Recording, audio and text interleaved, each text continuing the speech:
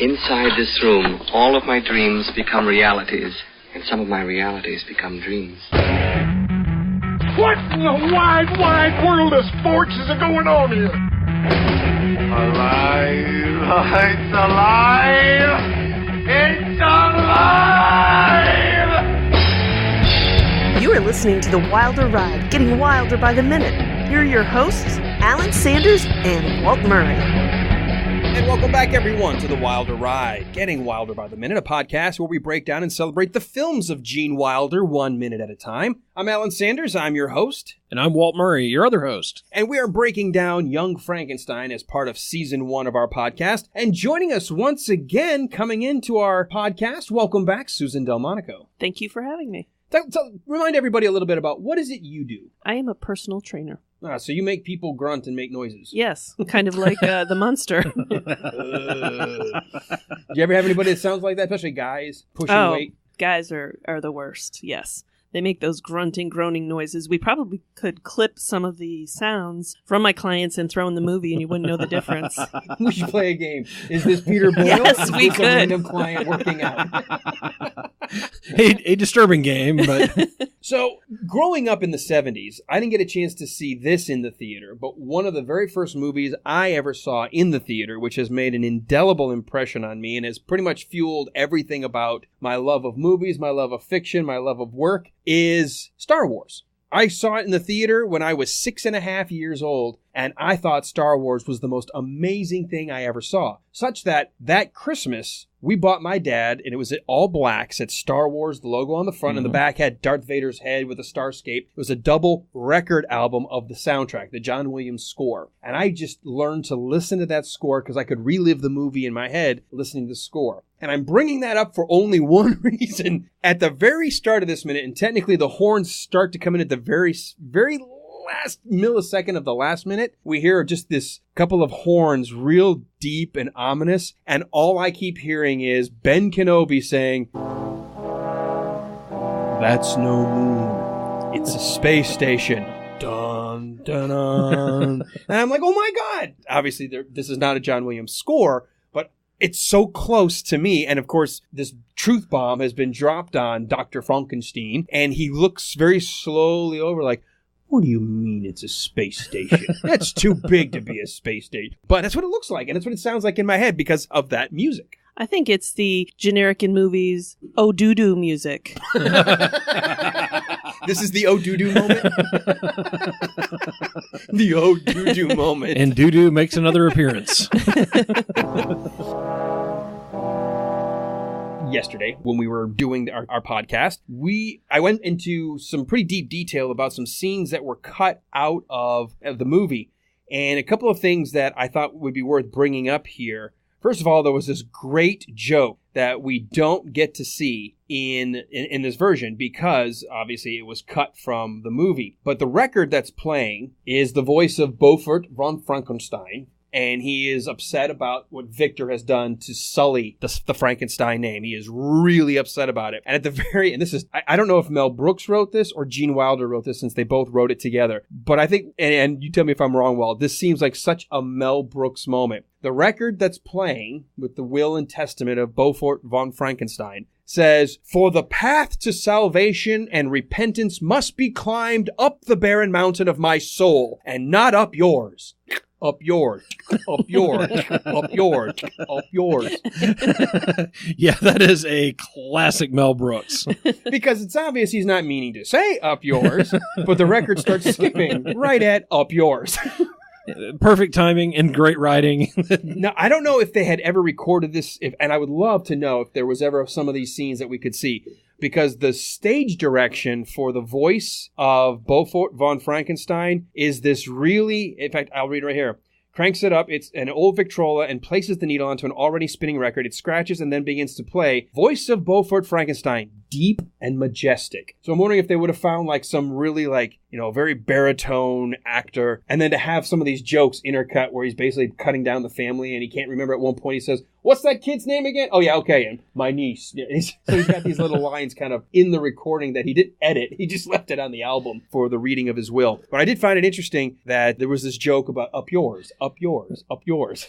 Well, I hope that this scene is out there somewhere. I would love to be able to find this and watch it because, like we said in the last minute, this does explain a lot, but it also sounds like a great, funny scene. That would have been. And you could have had like a German accented James Earl Jones doing it. Oh, yeah. That could have been great to have like, what another Star Wars tie-in. There How you cool go. would that There have you been? go. That would have been amazing. Up yours. Up yours. Note to self, put some additional special effects on That sounds like a little bit more like Sean Connery when you do that. Well, Wow. it tells me that goose-stepping morons like yourself should try reading books instead of pardoning them. How about that? That's the best I can do. That was good. Not bad. All right, so we just have this couple of seconds of the ominous horns playing, and Gene Wilder slowly looks, obviously, into the eyes of Falkstein. We talked about yesterday that there was supposed to be this whole other scene, but obviously instead, and again, we get sort of a Star Wars wipe here, and instead we go straight to a scene at night on a damp night with the train station. Well, that makes his expression there as he turns and looks at the camera much more meaningful without that other scene, because there is a transition in him that makes him decide, okay, I am going to go make this trip, and I am going to go explore my heritage as a Frankenstein, because he's just spent the whole lecture period saying, no, I'm Frankenstein, no, I'm not Dr. Frankenstein, etc., etc. And then in that one look, he now transitions to climbing on the train and getting ready to go. Yeah, is there enough here for you, Susan, to explain why he would make that leap? I think you're right with that expression. And so you can take out that whole scene that you had talked about in the last minute about why he changed his mind. I think that look, the intensity of the look and the, oh doo-doo music. The oh-doo-doo. I think that's enough. I think you've convinced me. I agree. I think what's nice is Gene Wilder, and he's very good at this. He's very good at using the pause to his advantage. In that space of maybe 3 seconds with the music playing and the very slow, he doesn't even make eye contact right away. It's like his head is slowly turning and eventually his eyes, it's like he's saying to himself, I can't escape this, so I might as well confront it. Right. This is my destiny. Brainy Smurf might have been a pain in the ass, but I can't escape this. It has been the whole lecture. Everything about what we've done today, about reflexes, about the nervous system, about reanimating the dead, about this vermicelli worm, about the family, and now here comes this guy from 5,000 miles away. It's like, how many more cosmic signs do I need to get to say, at the very least, go confront your past? You may not have to accept it, but at least go confront it. Well, it seems like people with a crazy family history, there is always that need to, in some way, embrace it and reconcile it. And you I wonder if in that expression there isn't the generation of wanting to do that. Well, let me ask you this, Susan, because that's an interesting take that Walt has. Is he so easily angered in class and so vehement because deep down he does want to know what his family has done, and he's trying so hard to pretend that he doesn't care? Yes, that the whole thou dost protesteth Yeah. a lot or whatever. He thinks thou dost protest too much. Yes, yeah, it could be that because he's so adamant that he wants nothing to do with it, that maybe he's trying to cover up his own inner emotions that he is interested. I was so shocked I dropped my pen. I wonder, and it may be that it's, when somebody wants to run away from their past, maybe everything he's been saying is to try to convince himself more than convince everybody else. That all we've been watching is this is what he does every day. Convince himself he doesn't care. He's not part of that. He's not part of that. But deep down, I think he knows. Yes, and he went a long way to convince the class, and probably himself, this can't work. You can't reanimate. The nervous system is too complex. It will not regenerate. And then here he is. It gets dropped right back in his lap again. And in a place where he's very emotional and has just stabbed himself in the leg and is just kind of coming apart over it. I still don't think he is going to dive into the deep end now. I don't think he's there. Well, all right, I might as well go reanimate somebody. I don't think he's there yet. No. I think he truly is saying to himself, you know what? I can't escape my past. I can at least go confront it. Something may happen on the way there. But I do think he's finally decided I can't avoid it any longer. Right. And I think as a scientist, as a true scientist, how could you not be interested, even if that was a bunch of crazy stuff? What if there's some truth to it? As a scientist, how could he turn his back on that? Yeah, and I think that we all have parts of our family histories that we're not so proud of, but we look back and say, I would like to understand this more. Right. No, I think you both are absolutely right. I think that is exactly what happens in this moment. And even though it would have been nice to have the music, maybe there is something nicer that the music doesn't force him subliminally, that he actually consciously decides, I'm going to go.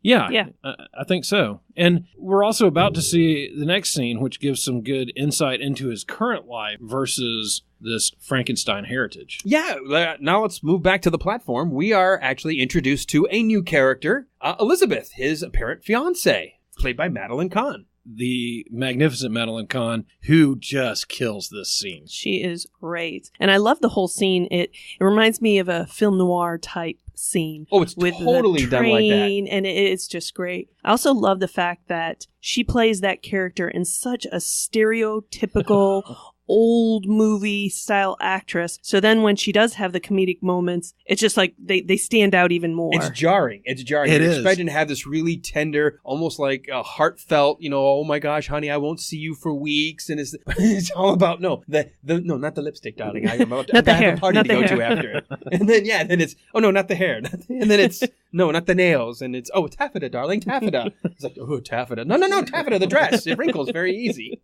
She's so worried about her looks. And she doesn't care about this guy, really, except she does say she'll spend the rest of her life with him.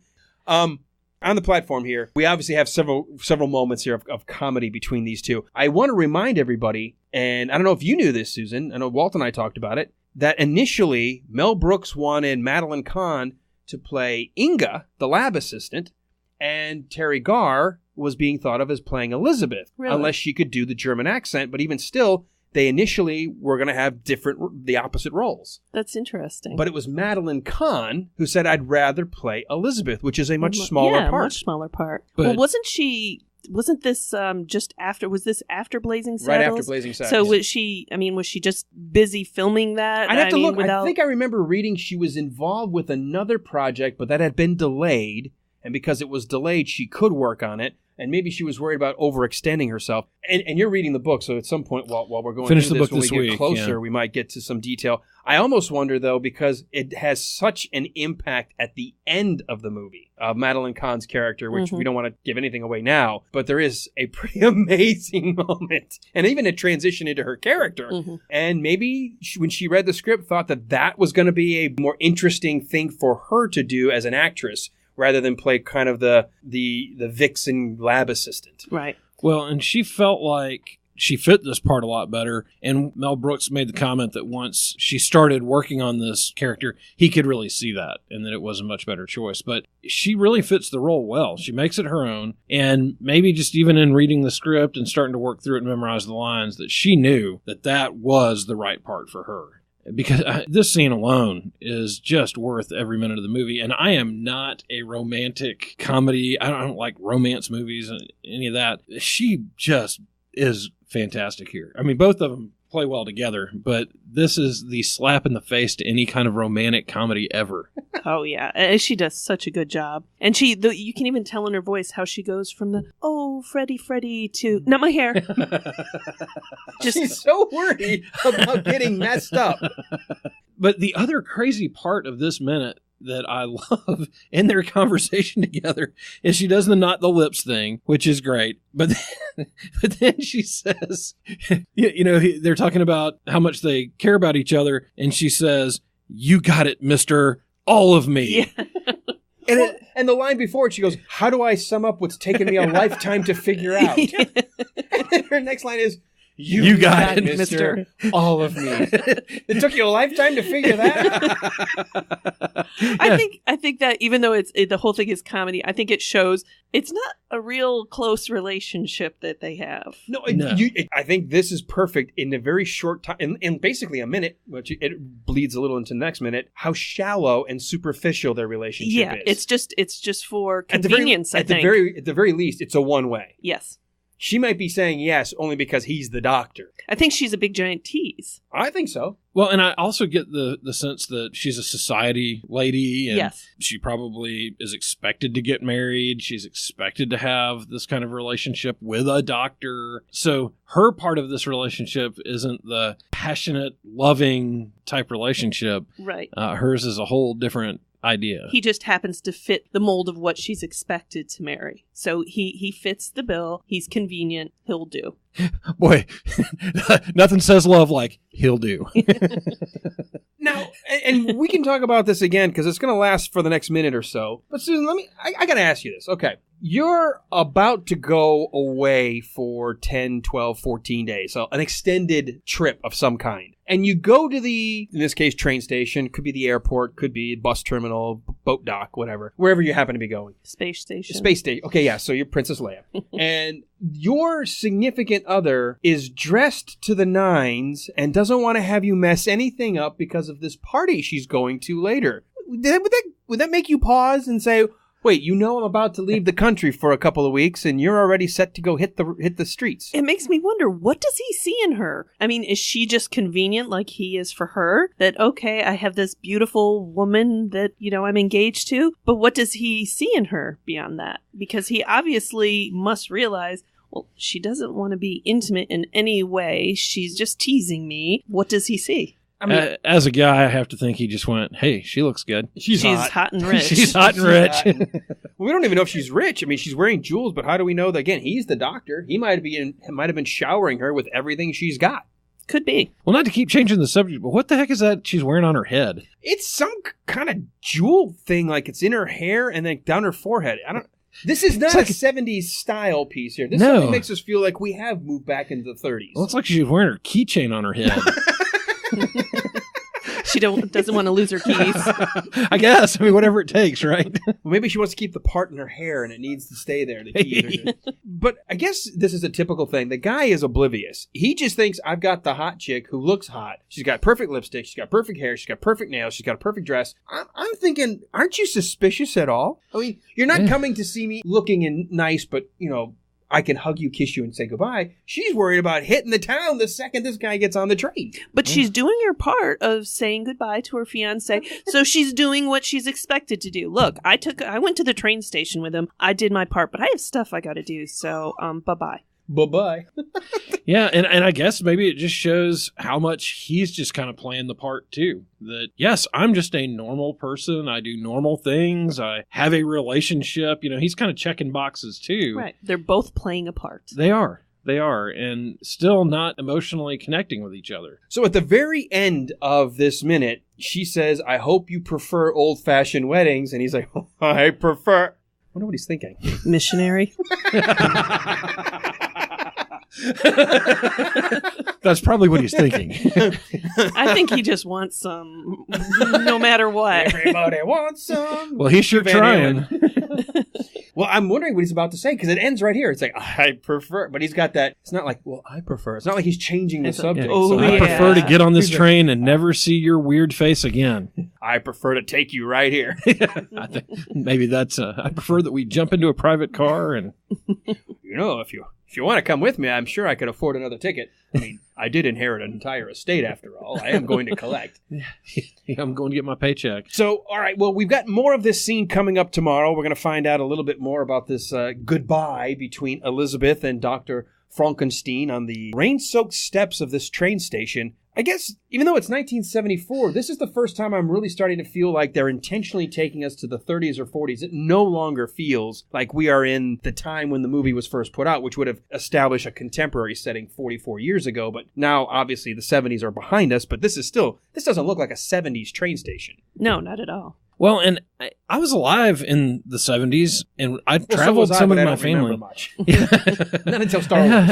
I remember a lot. Yeah, that was kind of the kickoff for my memory. But we traveled by plane when we went places. And so for them to make the choice that they're going to part in a train station really does tie it back to the 1931 time period. And so it is an interesting choice. And even the dress, you got a guy walking by with a fedora on and the long trench coats. They're definitely pulling us into the original Frankenstein time period. I think it is.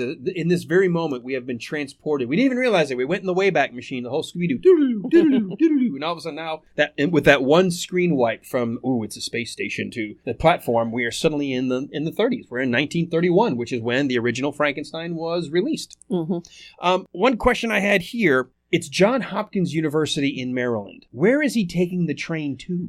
I mean, he's going to Transylvania. Now, is he going to New York? Is the train leaving for New York? Is that what it says? I guess we have to wait till the next minute. I think we don't find out till the next minute. It says all aboard. Oh, it's that dreadful man again with the conductor. Yeah. I think that it's going to New York. So I guess that would be where he would catch his plane. Right. All right. I guess that makes, because I was like, you're right by the water. We need to take the train across the Atlantic. I don't think it works that way.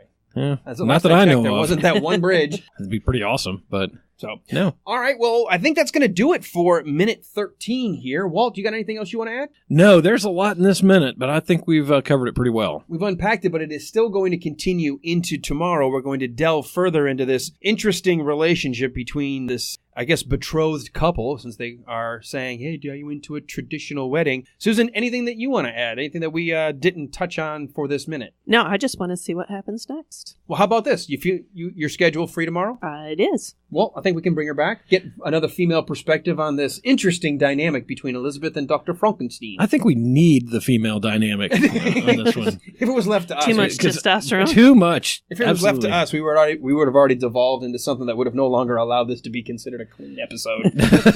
No, and Wednesdays are tough enough, so I'm glad you were here to get us through. It's Wednesday already. All right, well, come on back tomorrow, everybody. We will continue the conversation on the platform and see if Dr. Frankenstein gets on this train, or does he convince Elizabeth to go with him, and does he even convince Elizabeth to let him maybe give her a hug or give, maybe a kiss or anything on the way out to Transylvania. With that said, let's thank one more time for the guys that really started this whole Movies by Minute idea, and that is the guys who started the Star Wars Minute. Since I mentioned Star Wars at the very beginning, these guys are really important to the whole format. They kind of kicked it off, Pete and Alex of the Star Wars Minute. You can learn a whole lot more about our podcast and all these others in the Movies by Minutes page. That's moviesbyminutes.com. And if you get a chance, come over to Facebook, make some comments on the show today. If you got any questions or anything that you noticed that we missed, please let us know. And also join us at www.patreon.com/thewilderride. And we look forward to hearing from y'all. All right, check out the website, thewilderride.com. Until tomorrow, Mr. Frankenstein. Frankenstein. Dr. Frankenstein. Taffeta? That's tomorrow. That's tomorrow. Get to the